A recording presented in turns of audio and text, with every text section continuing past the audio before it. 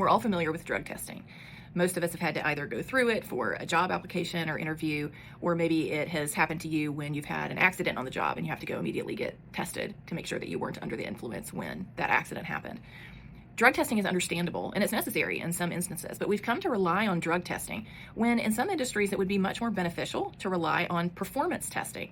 Can the person do the job that they have been assigned to do? We've come to rely on drug testing to tell us whether or not a person is doing a good job, when in some instances it would be much more advantageous to rely on the factors of their actual execution of the job at hand rather than whether or not they have used a drug at some point. For a drug like marijuana, it can stay in your system for weeks, if not longer, which is far past the time that you have actually been impacted by it. You're not high anymore, but it's still in your system. So when we rely on drug tests, it's not giving us an accurate idea of what is actually going on with that person at the time of that drug test necessarily. And in some industries, it would be really helpful, not just for the industry, but for their ability to hire people if we relied less on drug testing and more on, can they do the job at hand? Are they producing and doing a good job at their work?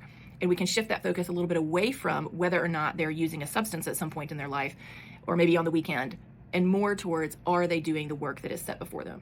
Obviously, in some jobs, you need to know if somebody is intoxicated on the job.